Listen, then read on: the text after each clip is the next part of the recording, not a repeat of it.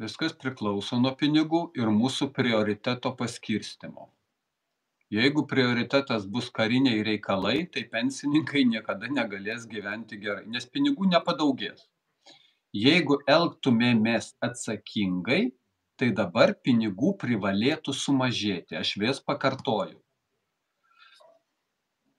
15 milijardų surenkam, o išleidžiam 18 milijardų. 3 milijardai į skolą. Praėjusi, čia buvo 23 metais. 22 metais tas pats. Grubiai 15 milijardų surenkta, 3 milijardais daugiau išleido. Ta skolą privalės atiduoti mūsų vaikai, mūsų anūkai. O dirbančių bus mažiau. Reiškia, skolos našta kiekvienam asmeniui bus dar didesnė. Pensijos, tada, jeigu dirbančių mažiau ir uždirbančių, sakykime, uždirba daugiau, bet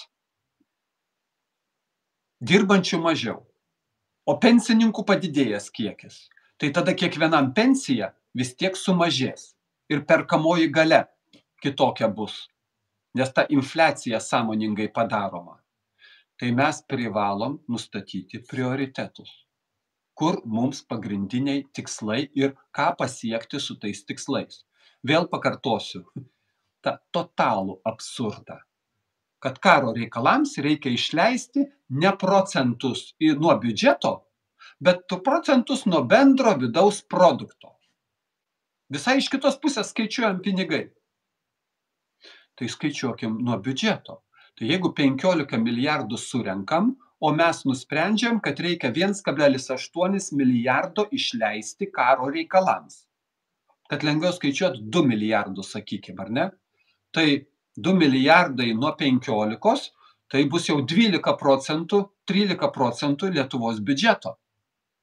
Bet kad 13 procentų skamba baisiai, tai tada mes pasakom, mes 2,5 procento nuo BVP. Ir nėragi numatyta kokiu nors kriterijų. Svarbu išleisti.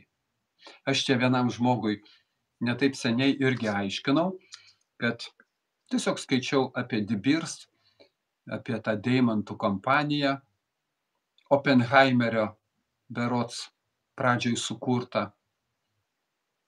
Ten jos kelios buvo, paskui ten jungėsi, nesijungė, bet jų viena kryptis buvo.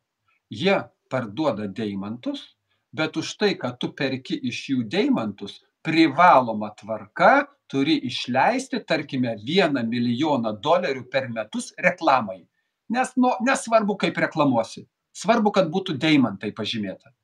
Reklamuok kaip nori. Vienaip, kitaip, trečiaip.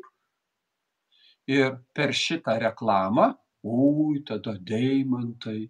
Kuo didesnis deimantas, tuo didesnė meilė. Vat su karo reikalams svarbu išleisti kuo daugiau procentų nuo BVP. O nupirkti, tai surasim tanką, nupirksim po 50 milijonų kainuojantį. O jeigu reiks po 100 milijonų, o tada kaip su Naku ten juokavom, tada po vandeninį laivą už 2 milijardus pasakysim, kad Lietuvai reikia. Prioriteto klausimas. O prioriteto klausimą nusprendžia Seimas. O vyriausybė tada vykdo. Tai jeigu mes norim prioritetą išskirstyti ir ne karo reikmėm, ne priešintis ir agresyviai su kaimynais elgtis, tai tokiu atveju Japonijos pavyzdys, kuri neturėjo ginkluotų pajėgų, labai geras pavyzdys, kaip galima savo ekonomiką pakelti, neišmetant pinigus, bet tiksliam karo reikalams. Lietuvoje mes tą patį galim padaryti, nes mes apsiginti niekada negalėsime nuo nieko, jeigu elgsimės agresyviai. O jeigu elgsimės neagresyviai, mes galim būti ir esam labai naudingi kaip tiltas tarp rytų ir vakarų. Tame mūsų laimė. Mūsų teritorijos padėtis pasaulyje gali būti prakeiksmas, o gali būti ir laimė. Priklauso, kaip mes ją panaudosim. Toliau.